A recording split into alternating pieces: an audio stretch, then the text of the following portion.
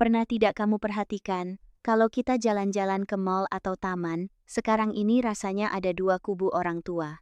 Satu kubu yang mendorong kereta bayi canggih yang harganya mungkin setara motor matic, dan satu lagi yang melilitkan kain panjang di tubuh mereka, membawa bayi menempel erat di dada seperti koala. Haha, benar sekali. Kubu stroller canggih versus kubu kanguru. Tapi menariknya, tren melilitkan kain atau yang keren disebut baby wearing ini justru makin booming belakangan ini. Padahal kalau dipikir-pikir, itu cara paling purba manusia membawa anaknya kan? Nah, itu dia yang bikin penasaran.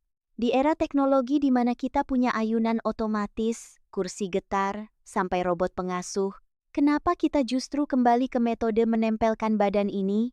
Apakah ini cuma tren gaya hidup hipster supaya terlihat estetik di Instagram? Atau ada sesuatu yang lebih fundamental yang hilang dari cara kita mengasuh anak modern? Ini pertanyaan yang bagus, dan jawabannya jauh lebih dalam daripada sekadar estetika. Sebenarnya, menggendong itu bukan sekadar transportasi. Kalau kita cuma bicara soal memindahkan bayi dari titik A ke titik B, stroller jelas lebih praktis, punggung tidak pegal. Tapi, menggendong itu soal survival dan neurobiologi. Kamu pernah dengar istilah trimester keempat? Trimester keempat? Sebentar, hamil kan cuma 9 bulan 3 trimester. Maksudnya masa setelah lahir? Tepat sekali. Coba bandingkan bayi manusia dengan bayi kuda atau sapi. Bayi kuda lahir beberapa jam kemudian sudah bisa lari. Bayi manusia lahir dalam keadaan sangat tidak berdaya. Otaknya baru 25% dari ukuran dewasa. Sebenarnya bayi manusia itu lahir prematur secara biologis karena panggul manusia menyempit akibat evolusi berjalan tegak. Jadi 3 bulan pertama setelah lahir itu sebenarnya adalah sisa masa kehamilan yang harus terjadi di luar rahim. Wow, jadi maksudmu, saat kita menggendong bayi, kita sebenarnya sedang mensimulasikan rahim eksternal? 100 buat kamu. Di dalam rahim, bayi terbiasa dengan 3 hal. Gerakan konstan, suara detak jantung ibu, dan ruang yang sempit serta hangat. Saat bayi ditaruh sendirian di box bayi yang diam dan sunyi, bagi sistem saraf purba mereka, itu sinyal bahaya. Aku ditinggal, aku bisa dimangsa predator. Makanya mereka menangis. Saat digendong, mereka merasakan detak jantung, kehangatan, dan goyangannya. Itu menenangkan sistem saraf mereka secara instan. Ini bukan manja, ini kebutuhan biologis dasar. Masuk akal sih. Kadang kita lupa kalau bayi itu bukan orang dewasa mini. Mereka makhluk insting. Tapi, ngomong-ngomong soal manja, ini mitos yang paling sering aku dengar. Jangan sering-sering digendong, nanti bau tangan. Alias, nanti bayinya tidak mau ditaruh dan jadi manja. Gimana menurutmu? Ah, mitos legendaris bau tangan. Jujur saja, istilah itu agak lucu sekaligus menyedihkan. Coba kita balik logikanya. Kalau kamu punya pasangan, lalu kamu sering memeluknya, apakah pasanganmu jadi bau tangan dan tidak mandiri? Tidak kan? Justru pelukan itu membangun rasa aman. Begitu juga dengan bayi. Riset psikologi justru menunjukkan kebalikannya.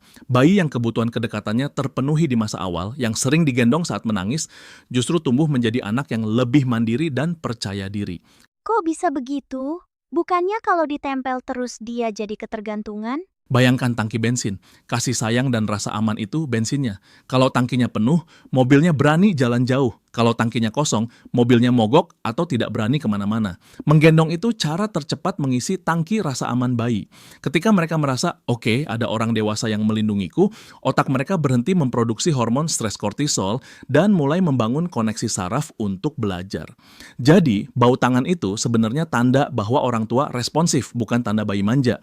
Analogi tangki bensin itu kena banget sih. Jadi sebenarnya kita sedang investasi mental ya. Tapi oke, mari kita bicara teknis sedikit. Aku sering lihat orang menggendong tapi bayinya terlihat. Gimana ya? Seperti mau jatuh atau kakinya menggantung lurus ke bawah. Itu aman tidak sih? Nah, ini sisi lain yang krusial. Menggendong itu ada ilmunya, bukan asal nempel.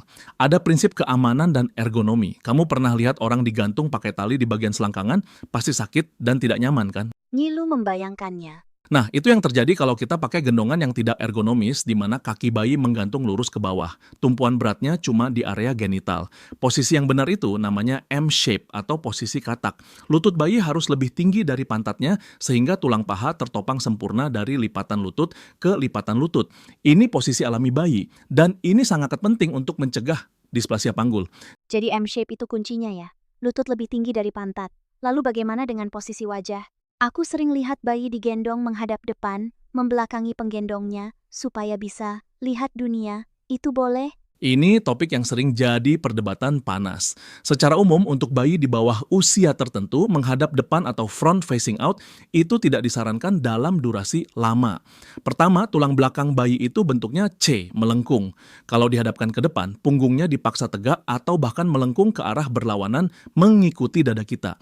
Kedua, overstimulasi. Kalau bayi menghadap kita, saat dia lelah atau takut melihat keramaian, dia bisa membenamkan wajahnya ke dada kita. Dia punya tempat sembunyi.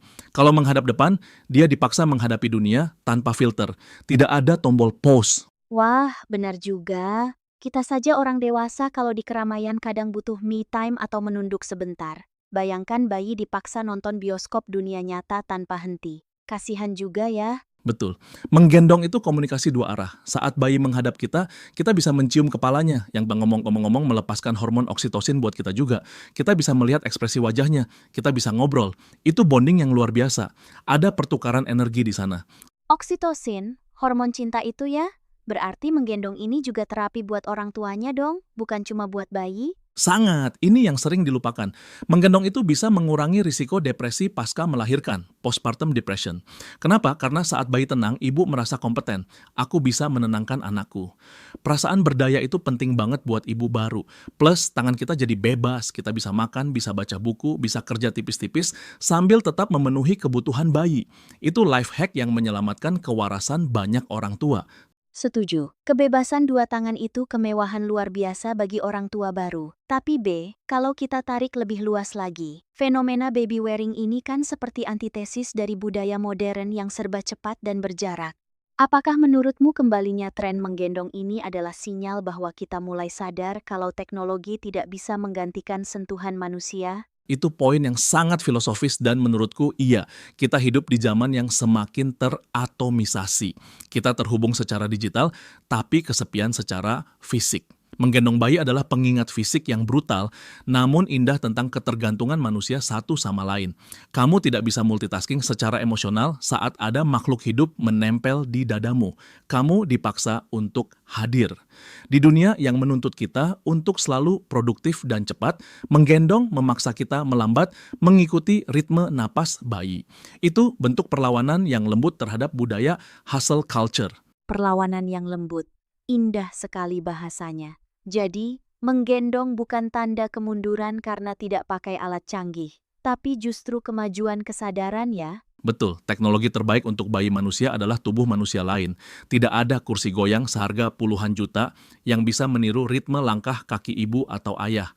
Tidak ada mesin pemanas yang bisa meniru kehangatan kulit ketemu kulit. Kita kadang terlalu silau dengan alat bantu sampai lupa bahwa tubuh kita sendiri adalah alat yang paling canggih dan paling dibutuhkan anak kita. Tapi tentu saja, ada tantangan fisiknya kan? Punggung pegal, keringat bercucuran, apalagi di iklim tropis seperti kita. Oh, tentu saja. Itu bagian dari biaya cintanya. Menggendong itu olahraga beban harfiah. Tapi ingat, masa-masa berat itu sebentar. Ada pepatah di komunitas menggendong. Kamu menggendong mereka sekarang supaya kamu tidak perlu menggendong masalah emosional mereka nanti saat dewasa. Dan secara fisik, bayi itu beratnya bertambah bertahap. Jadi otot kita juga dilatih bertahap. Hitung-hitung gym gratis. Haha, gym gratis dengan beban yang makin hari makin berat dan bisa nendang-nendang ya. Dan beban itu suatu hari akan turun sendiri. Ini yang sering bikin sedih. Akan ada hari di mana kamu menurunkan anakmu dari gendongan dan itu adalah kali terakhir kamu menggendongnya. Dan kamu tidak akan sadar kalau itu yang terakhir sampai momennya lewat. Waduh, jadi melankolis nih. Tapi itu pengingat yang kuat banget bahwa fase merepotkan di mana mereka minta gendong terus itu sebenarnya punya batas waktu kadaluarsa yang sangat singkat. Sangat singkat. 9 bulan di dalam perut, 9 bulan di gendongan, dan sisanya seumur hidup di hati.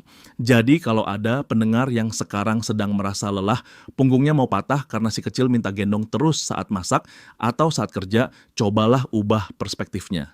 Nikmati berat badannya, nikmati aroma asam keringatnya, karena itu adalah privilege yang tidak akan selamanya kita miliki. Luar biasa.